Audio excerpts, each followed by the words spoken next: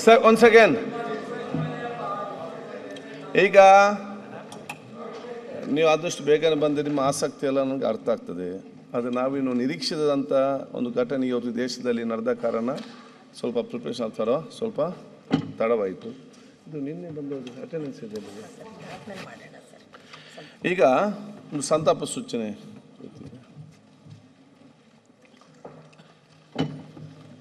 ಮಹಾರಾಷ್ಟ್ರ ರಾಜ್ಯದ ಉಪಮುಖ್ಯಮಂತ್ರಿಯವರಾದ ಶ್ರೀ ಅಜಿತ್ ಪವಾರ್ ಮತ್ತು ಇತರ 5 ಸಹ ಪ್ರಯಾಣಿಕರು ಈ ದಿನ ಬೆಳಿಗ್ಗೆ ವಿಮಾನ ಅಪಘಾತದಲ್ಲಿ ನಿಧನವಾಗಿರುವುದನ್ನು ಈ ಸದನಕ್ಕೆ ಅತ್ಯಂತ ವಿಷಾದದಿಂದ ತಿಳಿಯಬಯಸುತ್ತೇನೆ. ಶ್ರೀ ಅಜಿತ್ ಪವಾರ್ ಅವರು ದಿನಾಂಕ 22/7/1959 ಅಹಮದ್ ನಗರದ ದಿಯೋಲಾಲಿಯಲ್ಲಿ ಜನಿಸಿದ್ದು 1982ರಲ್ಲಿ ಸಹಕಾರಿ ಸಕ್ಕರೆ ಕಾರ್ಖಾನೆಯ ಮಂಡಳಿಗೆ ಆಯ್ಕೆಯಾಗುವ ಮೂಲಕ ರಾಜ್ಯಕ್ಕೆ ಪ್ರವೇಶಿಸಿದ ಶ್ರೀಯುತರು ಪುಣೆ ಜಿಲ್ಲಾ ಸಹಕಾರಿ ಬ್ಯಾಂಕಿನ ಅಧ್ಯಕ್ಷರಾಗಿ 16 ವರ್ಷಗಳ ಕಾಲ ಸೇವೆ ಸಲ್ಲಿಸಿದರು. 1991ರಲ್ಲಿ ಬಾರಾಮತಿ ಕ್ಷೇತ್ರದಿಂದ ಮೊದಲ ಬಾರಿಗೆ ಲೋಕಸಭೆಗೆ ಆಯ್ಕೆಯಾಗಿದ್ದ ಅವರು ಕೇಂದ್ರ ರಕ್ಷಣಾ ಸಚಿವರಾಗಿ ಸೇವೆ ಸಲ್ಲಿಸಿದರು. ನಂತರ ಬಾರಾಮತಿ ವಿಧಾನಸಭಾ ಕ್ಷೇತ್ರದಿಂದ 7 ಬಾರಿ ಮಹಾರಾಷ್ಟ್ರ ವಿಧಾನಸಭೆಗೆ ಆಯ್ಕೆಯಾಗಿದ್ದರು. ಕೃಷಿ ಮತ್ತು ವಿದ್ಯುತ್ ಖಾತೆ ರಾಜ್ಯ ಸಚಿವರಾಗಿ, ಮಣ್ಣು ಸಂರಕ್ಷಣೆ, ವಿದ್ಯುತ್ ಮತ್ತು ಯೋಜನಾ ರಾಜ್ಯ ಸಚಿವರಾಗಿ, ನೀರಾವರಿ ಇಲಾಖೆಯ ಸಂಪುಟ ದರ್ಜೆ ಸಚಿವರಾಗಿ, ಗ್ರಾಮೀಣ ಅಭಿವೃದ್ಧಿ ಸಚಿವರಾಗಿ ಹಾಗೂ ಮಹಾರಾಷ್ಟ್ರ ವಿಧಾನಸಭೆಯ ವಿರೋಧ ಪಕ್ಷದ ನಾಯಕರಾಗಿಯೂ ಸೇವೆ ಸಲ್ಲಿಸಿದರು. ಮಹಾರಾಷ್ಟ್ರ ರಾಜ್ಯದ ವಿವಿಧ ಸರ್ಕಾರಗಳಲ್ಲಿ ಅಡಿಯಲ್ಲಿ 6 ಅವಧಿಗೆ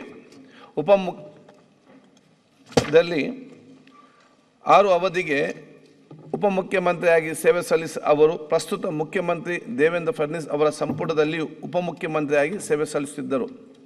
ಬಡವರ, ದೀನದಲಿತರ ಮತ್ತು ರೈತರ ಧ್ವನಿಯಾಗಿ ನೇರ, ನಿಷ್ಠುರ ಮತ್ತು ದಿಟ್ಟ ರಾಜಕಾರಣಿ, ಹಿರಿಯ ಸಹಕಾರಿ ಧುರೀಣ ಅಜಿತ್ ದಾದಾ ಎಂದೇ ಖ್ಯಾತರಾಗಿದ್ದ ಶ್ರೀಯುತರು ಈ ದಿನ ಅವರ ಕ್ಷೇತ್ರವಾದ ಬಾರಾಮತಿಯಲ್ಲಿ ಹಮ್ಮಿಕೊಂಡಿದ್ದ ವಿವಿಧ ಕಾರ್ಯಕ್ರಮಗಳಲ್ಲಿ ಭಾಗವಹಿಸಲು ವಿಮಾನದಲ್ಲಿ ತೆರಳುತ್ತಿದ್ದಾಗ ಉಂಟಾದ ವಿಮಾನ ಅಪಘಾತದಲ್ಲಿ ಮೃತಪಟ್ಟಿದ್ದಾರೆ.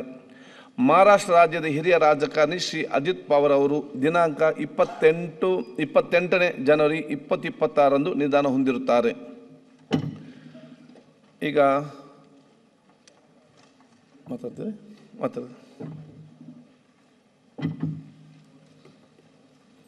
ಸನ್ಮಾನ್ಯ ಅಜಿತ್ ಪವಾರ್ ಅವರ ಅಗಲುವಿಕೆಯ ಬಗ್ಗೆ ತಾವು ತಂದಿರ್ತಕ್ಕಂಥ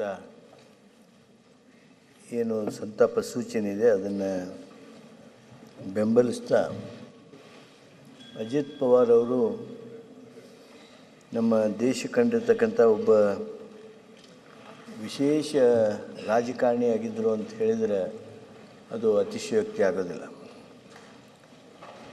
ಅಜಿತ್ ಪವಾರ್ ತಮ್ಮ ಕಳೆದ ಸುಮಾರು 10 ವರ್ಷದ ಈ ಅವಧಿಯಲ್ಲಿ ಅವರು ರಾಜಕೀಯ ನಾಯಕತ್ವವನ್ನು ಕೊಟ್ಟಿರ್ತಕ್ಕಂಥ ರೀತಿ ಹಾಗೂ ಅವರ ಕೆಲಸದ ವೈಖರಿ ಎಲ್ಲರನ್ನೂ ಸಹಿತ ತಮ್ಮೆಡೆ ಎಳೆದುಕೊಳ್ಳುವ ಹಾಗೆ, ಸೆಳೆದುಕೊಳ್ಳುವ ಹಾಗೆ, ಮೆಚ್ಚುವ ಹಾಗೆ ಮಾಡಿರ್ತಕ್ಕಂಥ ಒಂದು ಕೆಲಸದ ಶೈಲಿ ಅದಾಗಿತ್ತು. ಮುಂಜಾನೆ 7 ಗಂಟೆಯಿಂದ ಅವರ ಆಫಿಷಿಯಲ್ ರೆಸಿಡೆನ್ಸ್ನಿಂದ ವಿಧಾನಸೌಧಕ್ಕೆ ಬಂದನ ಅಲ್ಲಿನ ರಾತ್ರಿ 11ರವರೆಗೆ ಅವರನ್ನು ಭೇಟಿಯಾಗೋದಕ್ಕೆ ಬಂದಿರತಕ್ಕಂಥ ಕಟ್ಟಕಡೆ ವ್ಯಕ್ತಿಯನ್ನೂ ಸಹಿತ ಭೇಟಿಯಾಗಿ ರಿಟೈರ್ ಆಗ್ತಕ್ಕಂಥ, ಅವತ್ತಿನ ಕೆಲಸ ಮುಗಿಸ್ತಕ್ಕಂಥ ಒಂದು ಪದ್ಧತಿಯನ್ನು ಹಾಕ್ಕೊಂಡಿದ್ದರು. ಸಹಕಾರ ಕ್ಷೇತ್ರದಲ್ಲಿ ಶರದ್ ಪವಾರ್ ಅವರ ಹಿರಿಯಣ್ಣ ಶರದ್ ಪವಾರ್ ಅವ್ರ ಜೊತೆಗೆ ಬಾರಾಮತಿ ಪ್ರದೇಶದಲ್ಲಿ ಕೃಷಿ ವಿಜ್ಞಾನದ ಕೇಂದ್ರದ ಮುಖಾಂತರ, ಸಕ್ಕರೆ ಕಾರ್ಖಾನೆಗಳ ಮುಖಾಂತರ ಏನು ಶರದ್ ಪವಾರ್ ಅವರು ಕೆರೆಗಳನ್ನು ತೆಗೆಸಿ ಆ ಭಾಗದ ರೈತರ ಬದುಕಿನಲ್ಲಿ ಬದಲಾವಣೆ ತರೋದಕ್ಕೆ ಪ್ರಯತ್ನ ಮಾಡ್ತಾಯಿದ್ರು.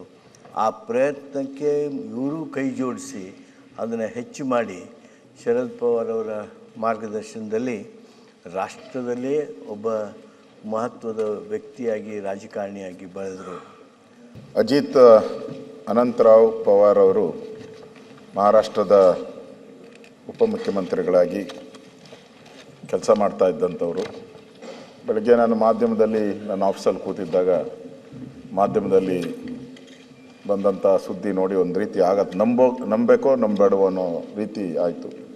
ಅವರು ಫ್ಲೈಟು ಲ್ಯಾಂಡ್ ಆಗಬೇಕಾದ್ರೆ ಆ ಸಂದರ್ಭದಲ್ಲಿ ಆಗಿರುವಂಥ ದುರಂತದಿಂದ ಅವರ ಜೊತೆಗಿದ್ದವರು, ಅವರೂ ಸೇರಿ ಅವ್ರ ಜೊತೆಗಿದ್ದವರು ಸುಮಾರು 6 ಜನ ತೀರೋಗಿದ್ದಾರೆ ಅಂತೇಳಿ ಪ್ರಾರಂಭದಲ್ಲಿ ಅವರು ತೀರೋಗಿದ್ದಾರೆ ಅನ್ನೋ ಸುದ್ದಿ ಬಂದಿಲ್ಲ. ಆಮೇಲೆ ಅದನ್ನು ಕನ್ಫರ್ಮ್ ಕೂಡ ಮಾಡಿದ್ದಾರೆ. ನಾನು ಕೂಡ ತಮ್ಮ ಚೇಂಬರ್ಗೆ ಬಂದು ಇದಕ್ಕೊಂದು ಸಂತಾಪ ಸೂಚನೆಯನ್ನು ಮಾಡಬೇಕು ಅಂತಲೂ ನಾನು ವಿನಂತಿಯನ್ನು ಮಾಡಿದೆ. ಈಗಾಗಲೇ ಜನಸಾಮಾನ್ಯರ ಮಧ್ಯೆ ಅವರು ಒಂದು ದಾದಾ ಅನ್ನೋ ರೀತಿಯಲ್ಲಿ ಹೆಸರನ್ನು ಪರಿಚಿತರಾಗಿದ್ದಂಥವರು. 8 ಬಾರಿ ಶಾಸಕರಾಗಿ 6 ಬಾರಿ ಉಪಮುಖ್ಯಮಂತ್ರಿಗಳಾಗಿ ಕೆಲಸ ಮಾಡಿದ್ದಾರೆ. ಎಸ್ಪೆಷಲಿ ಅವರು ಹಣಕಾಸು ಸಚಿವರಾಗಿ ಬಡ್ಜೆಟನ್ನು ಮಂಡಿಸಿರುವಂಥದ್ದು. ಅವರ ವಿಶೇಷ ಆದ್ಯತೆ ಆದಂಥ ಗ್ರಾಮೀಣಾಭಿವೃದ್ಧಿ ಮತ್ತು ನೀರಾವರಿ ಯೋಜನೆಗಳಿಗೆ ಅವರು ಪ್ರಮುಖ ಆದ್ಯತೆಯನ್ನು ಕೊಟ್ಟಂಥವರು. ಕೈಗಾರಿಕೆ ಮೂಲಸೌಕರ್ಯ ನಗರಾಭಿವೃದ್ಧಿ ಬಗ್ಗೆ ಭಾಳ ಆಸಕ್ತಿ ಇದ್ದಂಥ ಮಹಾನ್ ವ್ಯಕ್ತಿ. ಅವರ ರಾಜಕೀಯ ಬದುಕಿನಲ್ಲಿ ಹಲವಾರು ಏರಿಳಿತವನ್ನು ನೋಡಿದ್ರೂ ಸಹ ದಿಟ್ಟ ನಿರ್ಧಾರಗಳ ಮುಖಾಂತರ ಅವರು ತಮ್ಮ ರಾಜಕೀಯ ಜೀವನವನ್ನು ಬೆಳೆದು ಬಂದಿದ್ದಾರೆ. ಅಜಿತ್ ಪವಾರ್ ಅವರು ಒಂದು ತೂಕದ ನಾಯಕರಾಗಿ ಭಾಳ ಮಹಾರಾಷ್ಟ್ರಕ್ಕೆ ಸಂಬಂಧಪಟ್ಟಂತೆ ಈಗಲೂ ಕೂಡ ಅವರು ಉಪಮುಖ್ಯಮಂತ್ರಿಗಳಾಗಿದ್ದಂಥವರು. NCPಯಲ್ಲಿ ಅವರ ಕಾರ್ಯಕ್ಷೇತ್ರದ ವ್ಯಾಪ್ತಿಯಲ್ಲಿ ಇಡೀ ಸಮಾಜಕ್ಕೆ ಬೇಕಾದಂಥ ಕೆಲಸವನ್ನು ಮಾಡಿದ್ದಾರೆ. ಇವತ್ತು ಅವರು ನಮ್ಮದ್ದೇ ಇಲ್ಲ ಅನ್ನೋದು ಭಾಳ ನೋವಿನ ಸಂಗತಿ. ನಾನು ಕೂಡ ಅವರ ಅಭಿಮಾನಿಗಳಿಗೆ, ಅವರ ಕುಟುಂಬದವರಿಗೆ ಈ ಸಂತಾಪವನ್ನು ಭರಿಸುವಂಥ ಶಕ್ತಿ ನೀಡಲಿ ಅಂತೇಳಿ ನಾನು ಭಗವಂತನನ್ನು ಪ್ರಾರ್ಥನೆ ಮಾಡಿ ತಾವು ತಂದಿರತಕ್ಕಂಥ ಸೂಚನೆಗೆ ನನ್ನ ಬೆಂಬಲವನ್ನು ಕೊಡ್ತಾಯಿದ್ದೀನಿ.